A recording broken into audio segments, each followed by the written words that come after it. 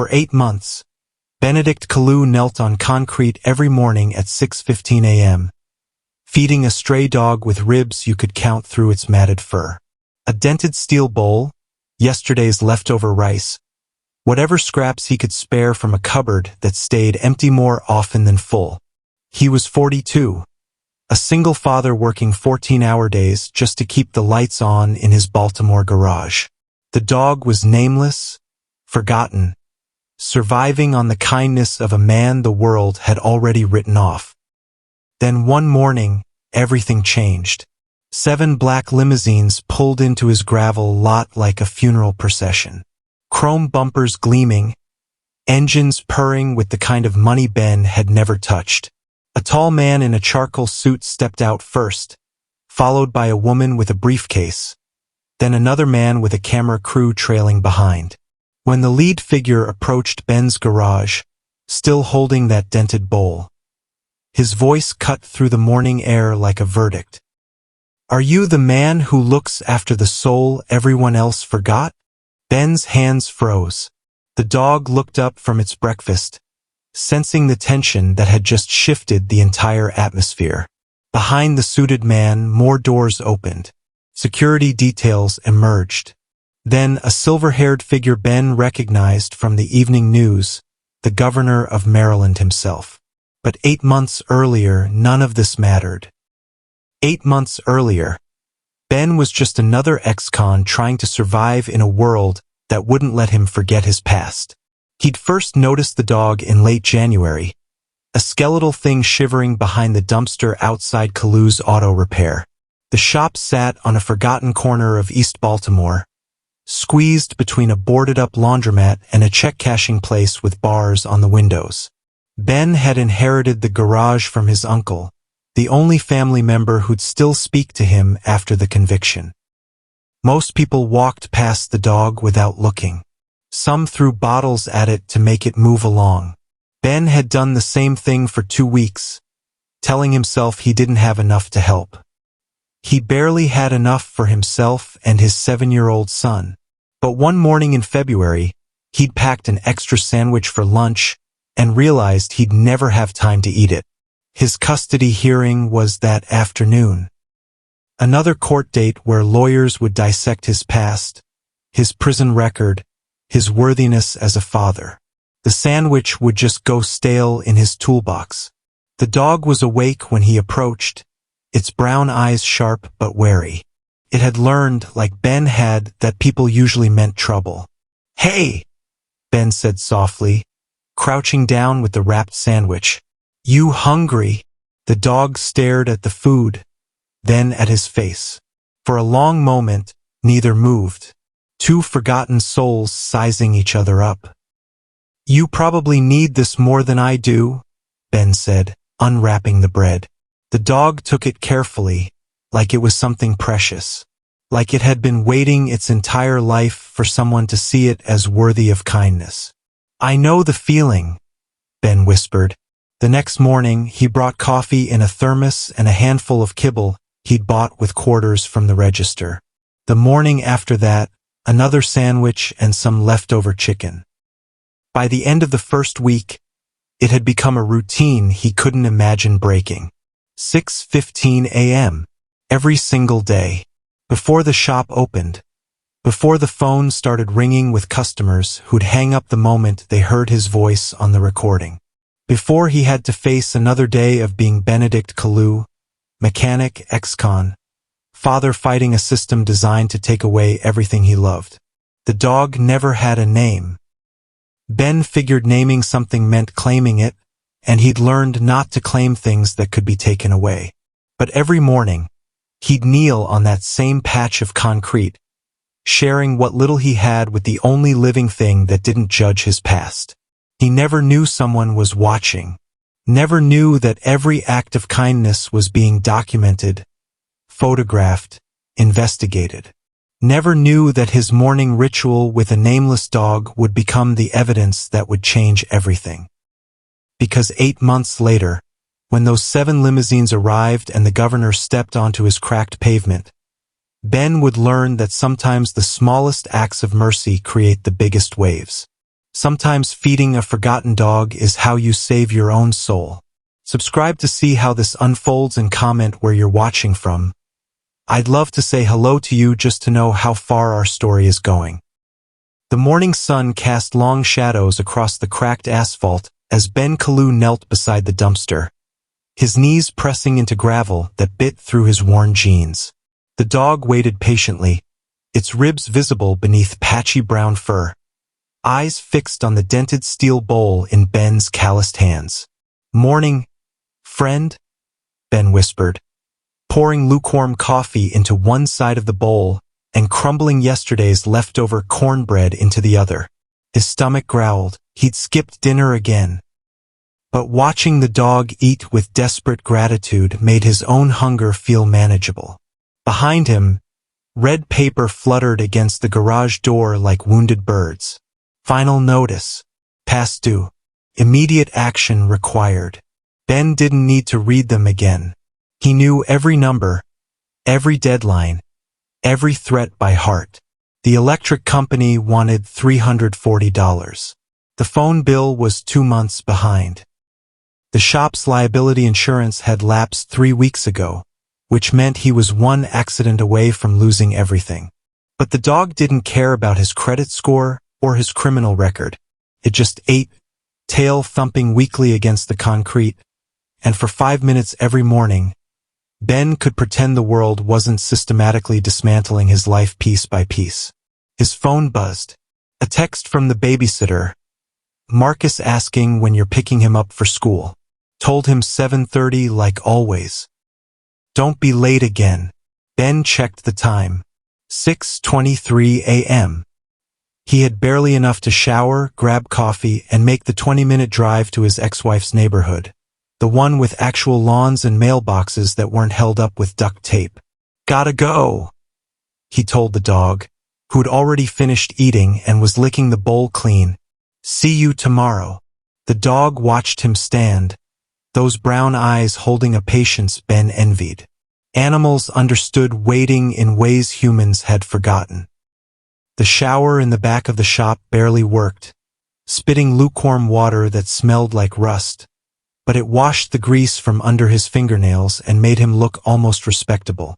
Almost like the kind of father who deserved to keep his son.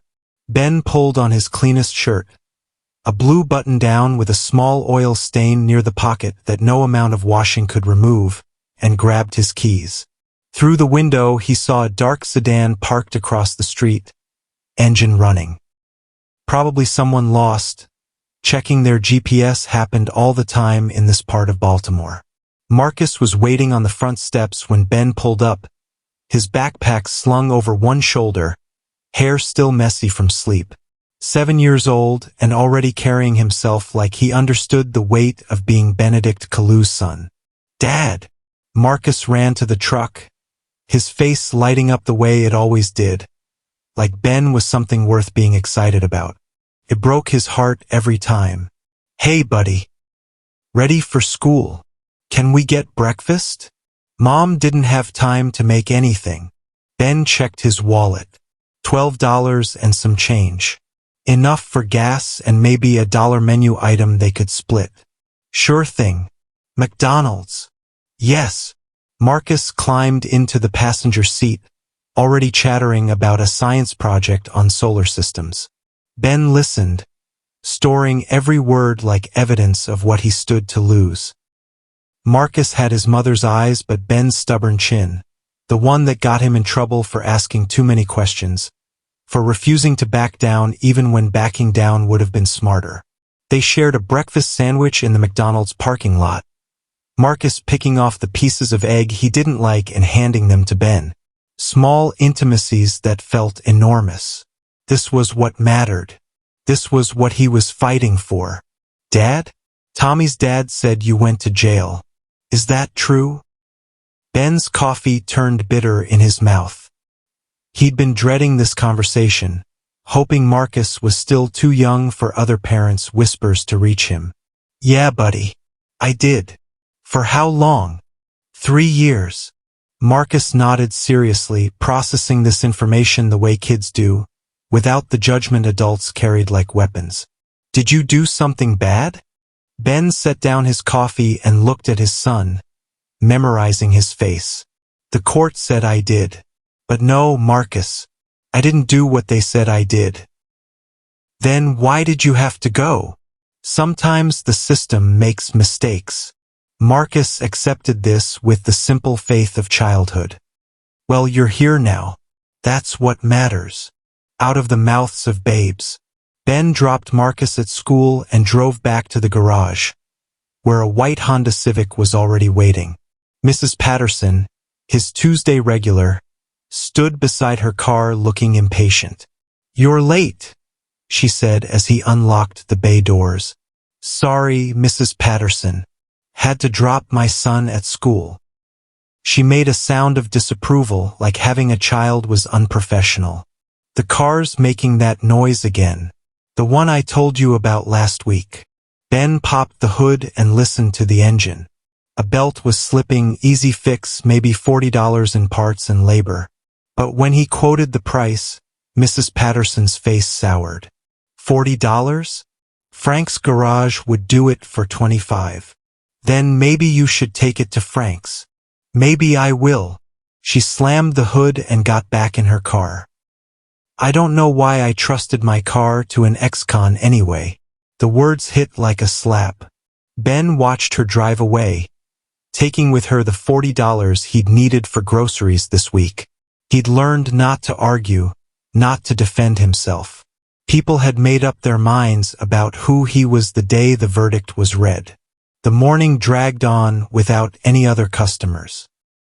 Ben worked on his own truck, replacing brake pads he should have changed months ago, trying not to think about the bills pinned to his door or the phone calls he'd been avoiding from his court-appointed lawyer. At noon, he walked outside to check the mail and noticed the dark sedan again, parked in the same spot across the street. A woman sat in the driver's seat, typing on a laptop. When she saw him looking, she quickly closed it and started the engine. Definitely not lost. Ben memorized the license plate as she drove away. Maryland tags, recent year. Too clean and expensive for this neighborhood. His phone rang. The number he'd been dreading. Mr. Kalu? This is Jennifer Walsh, your court-appointed attorney. We need to talk. Ben closed his eyes. About what? Your custody hearing next month. Can you meet me at my office this afternoon? Say 3 o'clock. I'm working. Mr. Kalu, if you want to keep your son, you'll make time. Jennifer Walsh's office occupied the 3rd floor of a building that had seen better decades. Water-stained ceiling tiles, fluorescent lights that hummed too loudly, chairs that had been reupholstered with whatever fabric was cheapest. This was justice for people who couldn't afford better. Walsh herself was younger than Ben expected, maybe early 30s, with tired eyes and a coffee stain on her blouse. Her desk overflowed with case files tied with rubber bands, each one representing someone the system had already failed. I'll be direct, she said, pulling out Ben's file. The prosecution is pushing hard for supervised visitation only. Based on what? Your conviction, your financial instability, the fact that you're raising a child in what they're calling an unsuitable environment. She consulted her notes. They have photos of your shop, your apartment. Evidence that you're struggling to provide basic necessities. Ben's hands clenched. I feed my son. I clothe him. I love him. I know you do. But love isn't enough in family court. Walsh leaned back in her chair. They're painting you as a risk. An ex-convict with anger management issues who can't provide a stable home. Anger management issues? I've never even raised my voice to Marcus. But you did assault someone, according to your record. That's not. Ben stopped himself. He'd learned that protesting his innocence only made people think he was in denial. What are my options? Honestly? Limited. Your best bet is to show significant improvement in your circumstances. Steady income, better housing, community involvement. Something that demonstrates you're not the same person who was convicted 5 years ago. I'm not the same person. I never was that person. Walsh's expression softened slightly. I believe you, Mr. Kalu. But believing you and proving it in court are two different things. Ben drove back to the garage in a fog, Walsh's words echoing in his head. Supervised visitation only. The image of seeing Marcus once a week in some sterile room with a social worker taking notes made his chest tight. The dark sedan was back, parked in a different spot but still visible from his bay doors. The same woman still typing on her laptop. Ben considered walking over and asking what she wanted, but confronting strangers hadn't worked out well for him in the past. Better to stay invisible, keep his head down. That evening, after the shop closed, he sat on the floor of the garage with the dog curled up beside him. Someone had left a bag of decent kibble by the dumpster, probably Mrs. Chun from the convenience store next block. She never said anything, but Ben had seen her watching him feed the dog, and good food didn't just appear by itself. "What do you think, friend?" he asked, scratching behind the dog's ears. "Am I fighting a battle I can't win?" The dog leaned against his leg, offering the only comfort it could, its presence. No judgment, no conditions, no demands for him to be anyone other than who he was in this moment. Ben's phone buzzed with a text from his ex-wife. "Marcus keeps asking when he can sleep at your place. What should I tell him?" The apartment above the garage had a leaky roof and heat that worked sporadically, but it was clean and Marcus loved sleeping there, pretending they were camping. Ben texted back, "Soon. I'm working on it." Another lie added to the pile. The next morning brought the same routine: coffee and cornbread for the dog, a shower that barely worked, the drive to pick up Marcus. But when Ben arrived at his ex-wife's house, she met him at the door instead of sending Marcus out. "We need to talk," she said. "About what?" "The custody evaluation. They want to interview Marcus next week." Ben's stomach dropped. "He's 7 years old."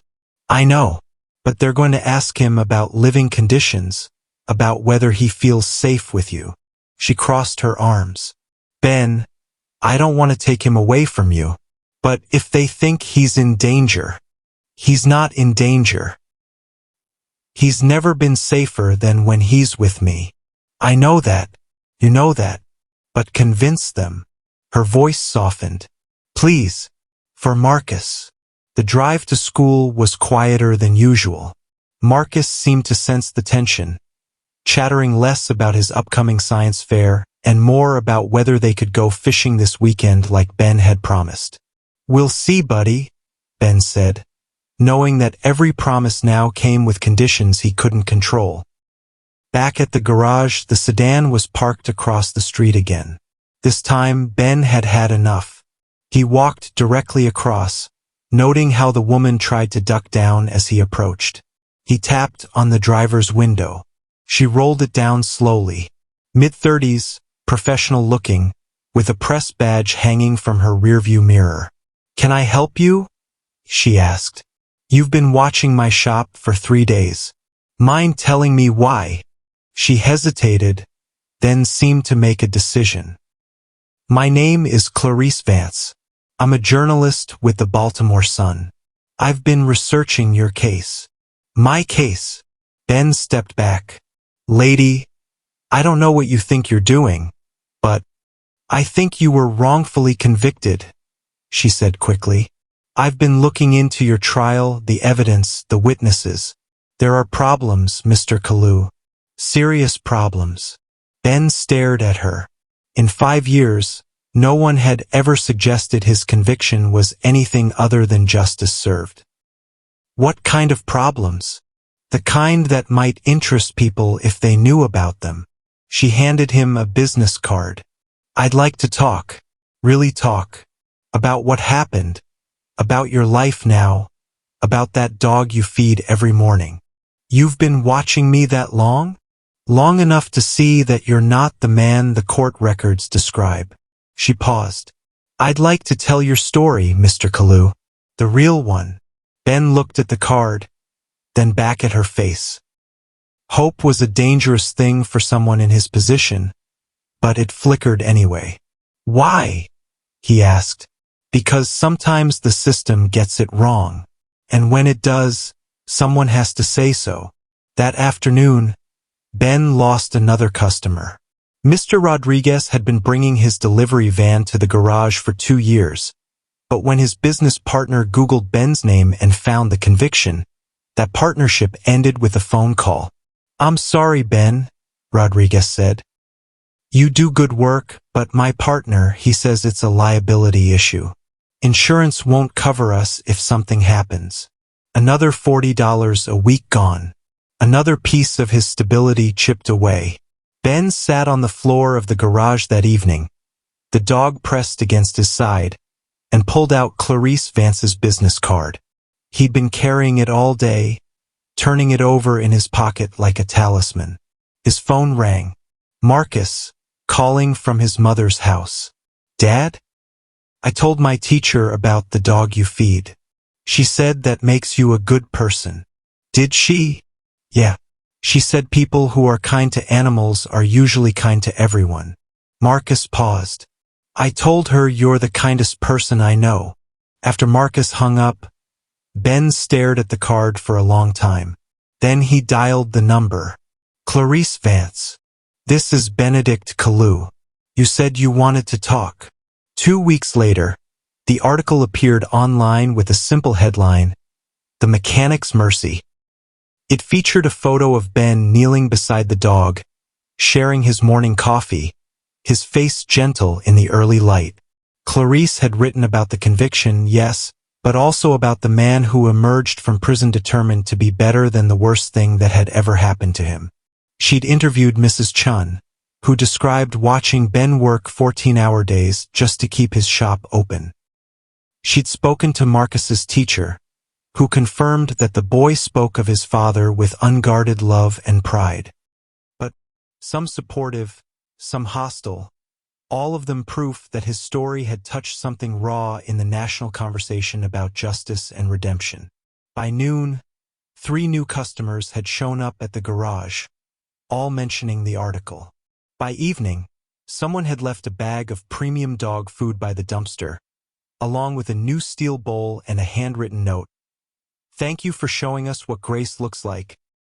Ben sat in the garage that night, watching the dog eat from its new bowl, and allowed himself to feel something he hadn't experienced in years. The possibility that the world might still have room for second chances. His phone buzzed with a text from Jennifer Walsh. Saw the article. This changes things. Call me. Hope was still dangerous. But maybe, just maybe, it was also powerful. The backlash came swift and brutal. 3 days after Clarice's article hit 2 million shares, Ben's phone rang at 5:47 a.m. The voice on the other end was crisp, official, and utterly without warmth. Mr. Kalu? This is Detective Sarah Morrison with Baltimore PD. We have a court order for the immediate removal of your minor child. We're en route to your location. Ben's blood turned to ice water. What? On what grounds? Emergency protective custody. You have 15 minutes to gather the child's belongings. The line went dead.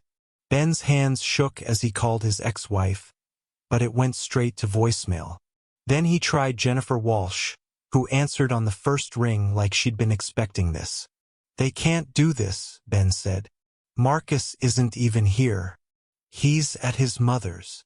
They know that. They're going there first, then to you. Walsh's voice was tight with anger. This is Daniel Reeves, the prosecutor who put you away. He's running for district attorney next year, and your article is making him look incompetent. This is damage control. Can they actually take Marcus? With an emergency order? Yes. We can fight it, but it'll take weeks, maybe months. Ben sank into a chair, watching through his window as the dog waited patiently by its empty bowl.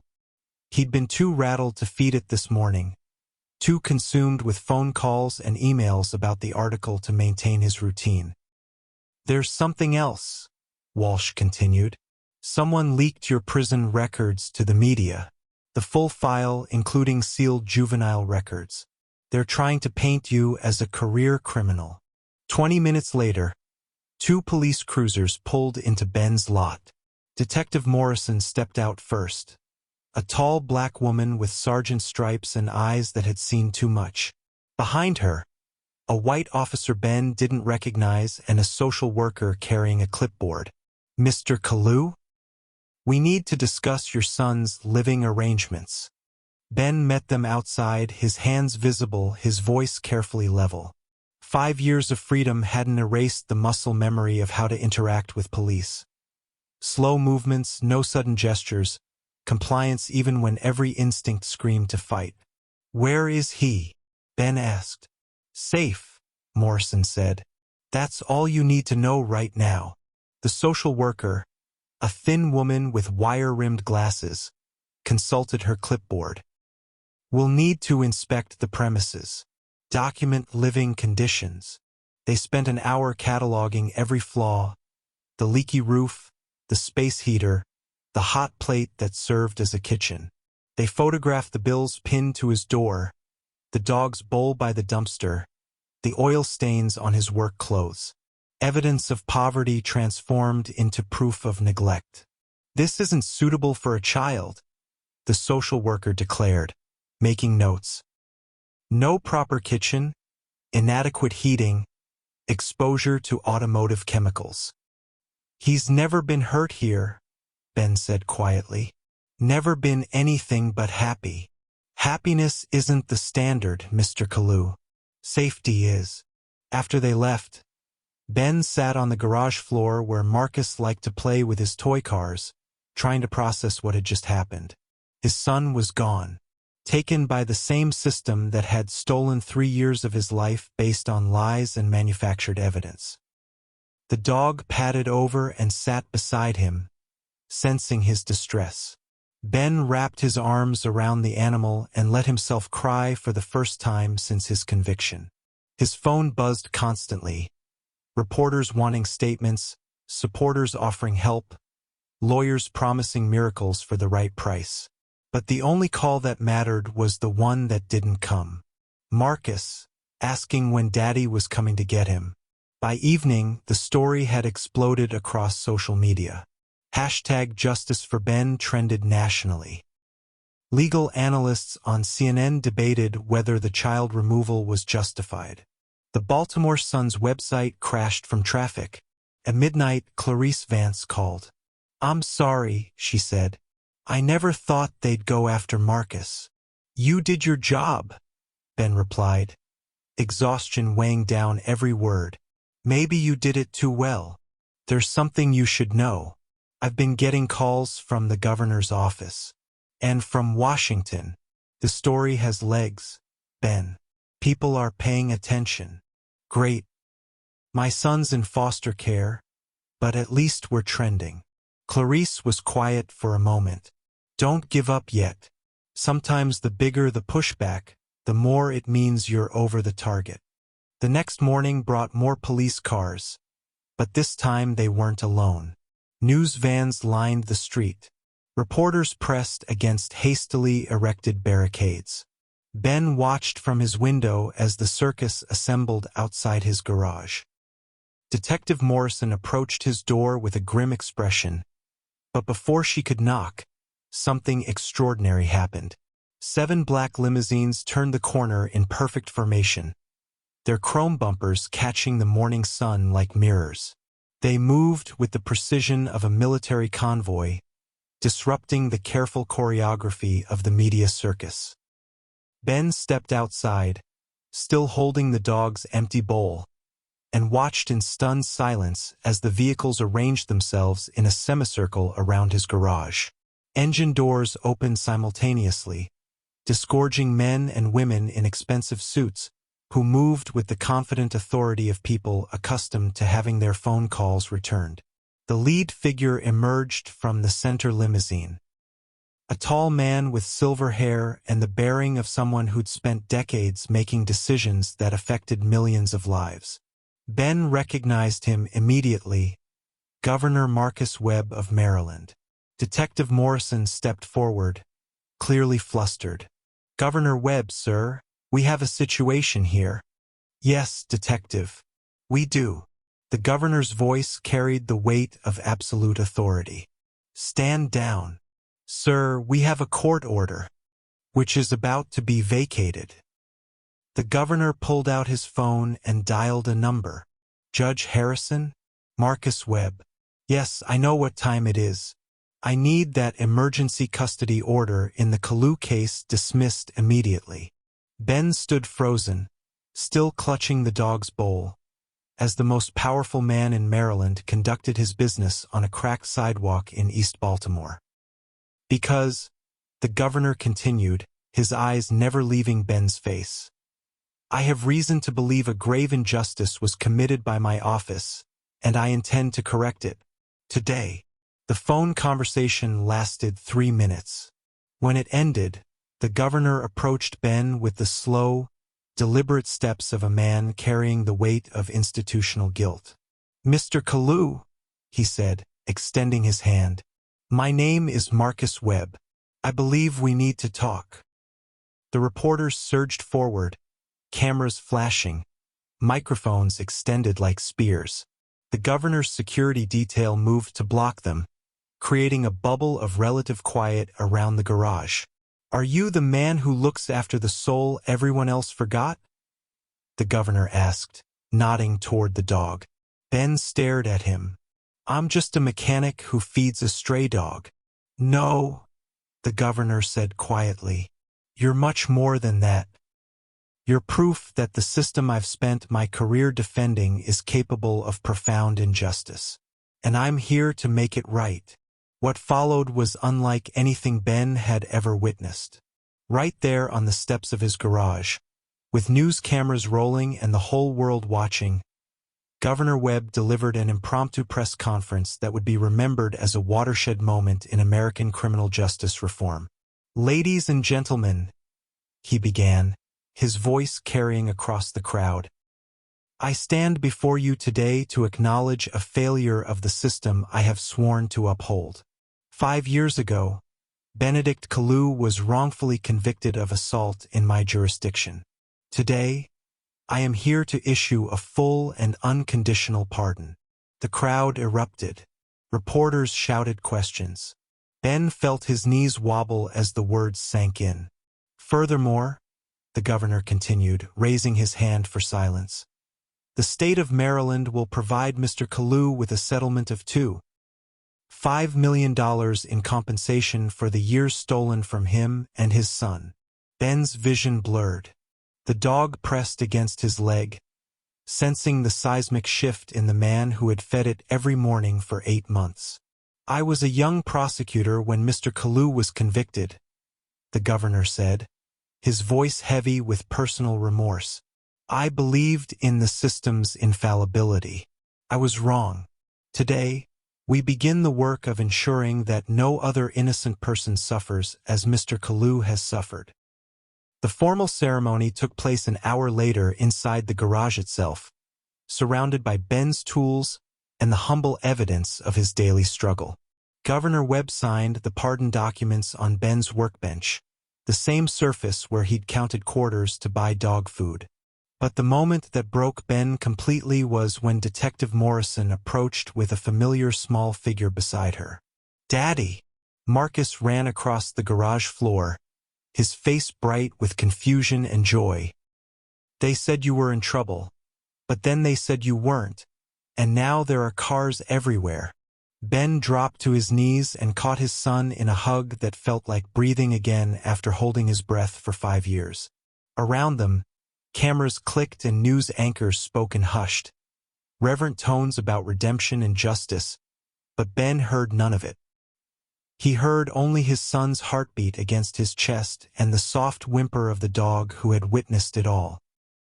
3 months later, Ben stood at a podium in the Hart Senate office building, facing a room full of lawmakers and policy experts. The Senate Judiciary Committee had invited him to testify about criminal justice reform, and his words would help shape legislation affecting millions of formerly incarcerated Americans. "Senators," he began, his voice steady despite the magnitude of the moment, "I'm not here as an expert on policy or law. I'm here as a father who almost lost his son because the system that was supposed to protect us both failed catastrophically."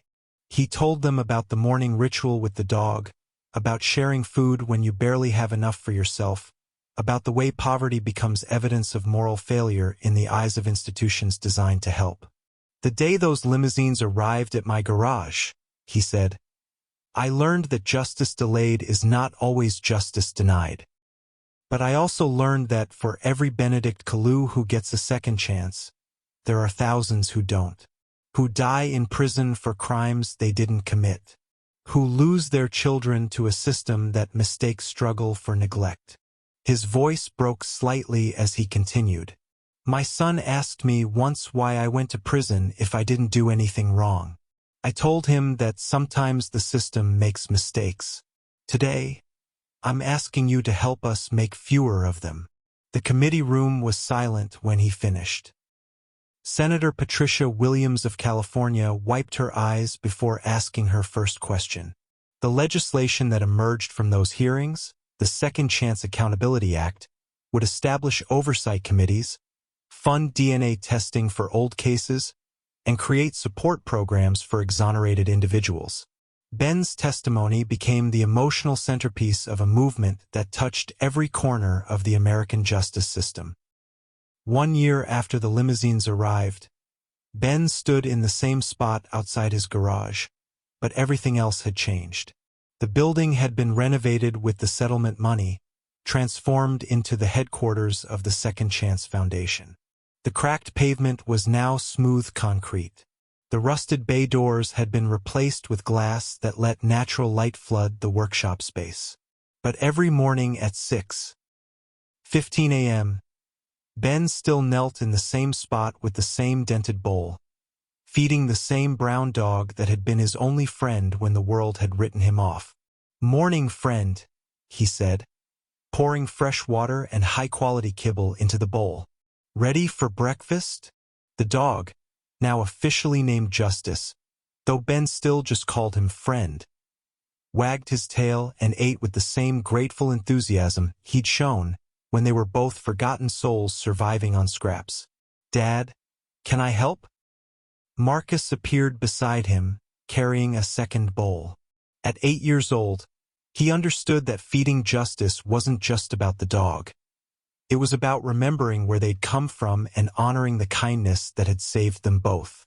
Together, father and son knelt on the concrete, sharing the morning ritual that had become their family's most sacred tradition. Around them, the Second Chance Foundation buzzed with activity. Former inmates learning job skills, families reuniting after years of separation, lawyers working pro bono to overturn wrongful convictions. Ben's phone buzzed with a text from Clarice Vance, now a Pulitzer Prize winner for her investigative series on criminal justice reform. Saw the 60 Minutes piece about the foundation.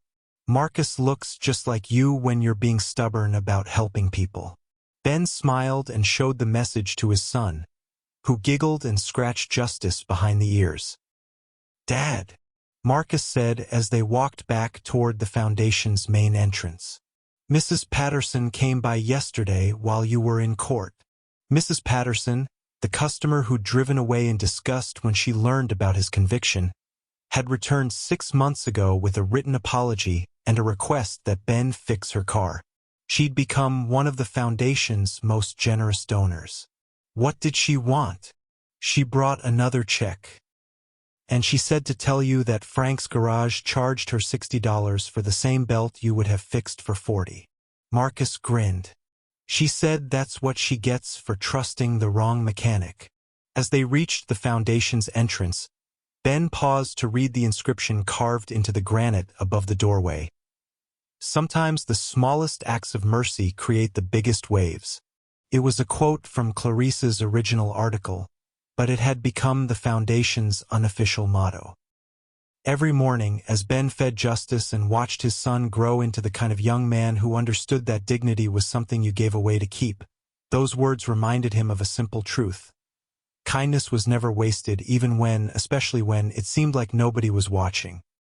Justice finished his breakfast and padded over to his favorite spot in the morning sun, where he would spend the day greeting visitors to the foundation, living proof that second chances could transform not just individual lives, but entire communities. And every morning at 6:15 a.m., the ritual continued. A father, a son, and a dog who had taught them all that love, like Justice, was something you practiced one small act at a time. Subscribe to see how this unfolds and comment where you're watching from. I'd love to say hello to you just to know how far our story is going.